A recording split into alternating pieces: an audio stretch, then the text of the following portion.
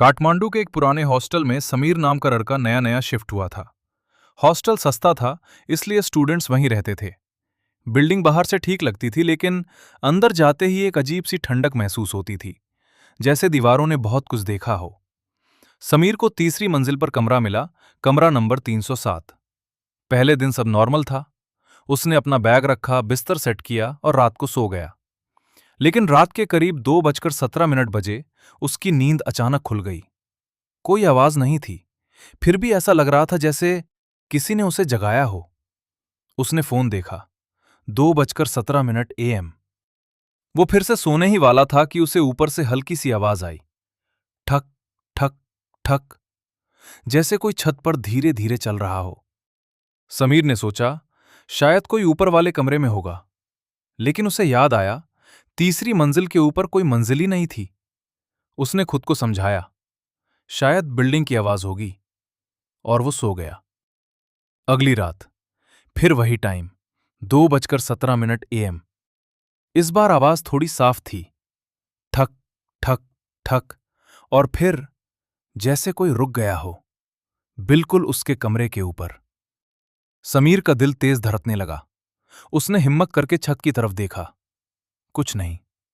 लेकिन तभी उसके कमरे का पंखा अपने आप धीरे धीरे घूमने लगा। उसने स्विच चेक किया, बंद था। अब डर असली लगने लगा। तीसरे दिन उसने वार्डन से पूछा, सर तीसरी मंजिल के ऊपर कोई रहता है क्या? वार्डन कुछ सेकंड चुप रहा, फिर बोला, नहीं, क्यों? समीर ने सब बता दिया। वार्डन ने बस इतना कहा, रात में आवाज आए तो दरवाजा मत खोलना। बस, कोई एक्सप्लेनेशन नहीं। उस रात समीर सोया ही नहीं। वो जागता रहा, इंतजार करता रहा। 2:17 AM घड़ी जैसे ही उस टाइम पर पहुंची, ठक ठक ठक, इस बार आवाज बहुत तेज थी। और अचानक ठक ठक, इस बार आवाज दरवाजे पर थी। समीर जम गया। उसने धीरे से पूछा, कौन है? कुछ सेकंड सन्नाटा, फिर एक बहुत धीमी आवाज आई, खोलो। आवाज उसकी अपनी जैसी थी। समीर का गला सूख गया। उसने दरवाजा नहीं खोला। आवाज फिर आई, समीर, मैं हूं, खोलो। अब साफ था वो उसकी ही आवाज थी, लेकिन वो अंदर खड़ा था, तो बाहर कौन था? उसने दरवाजे के नीचे से झांकने की कोशिश की। उसे सिर्फ 2 पैर दिखे, लेकिन वो उल्टे थे, एड़ी आगे, उंगलियां पीछे। समीर पीछे हट गया। उसका दिमाग काम करना बंद कर रहा था। फिर अचानक दरवाजा खुद ब खुद धीरे धीरे खुलने लगा। कोई बाहर से धक्का नहीं दे रहा था, बस अपने आप। समीर चिल्लाना चाहता था, लेकिन आवाज नहीं निकली। दरवाजा पूरी तरह खुल गया। बाहर कोई नहीं था।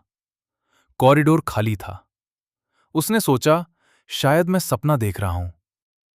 वो धीरे धीरे दरवाजे के पास गया, और जैसे ही उसने बाहर झांका, उसके पीछे से आवाज आई, मैं अंदर हूं। समीर ने तुरंत पीछे मुड़कर देखा। उसके बिस्तर पर कोई बैठा था। अंधेरे में उसका चेहरा साफ नहीं दिख रहा था, लेकिन धीरे धीरे वो चेहरा ऊपर उठा, और वो समीर ही था। लेकिन उसकी आंखें पूरी काली थीं, और वो मुस्कुरा रहा था। अगले दिन कमरा 307 का दरवाजा खुला मिला। अंदर कोई नहीं था। बस दीवार पर खून से लिखा था, 2:17, दरवाजा मत खोलना था। अब असली बात सुन। उस हॉस्टल में आज भी तीसरी मंजिल का वो कमरा बंद रहता है, और कभी कभी रात के 2:17 बजे नीचे वाले स्टूडेंट्स कहते हैं, छत पर कोई चलता है, ठक ठक ठक।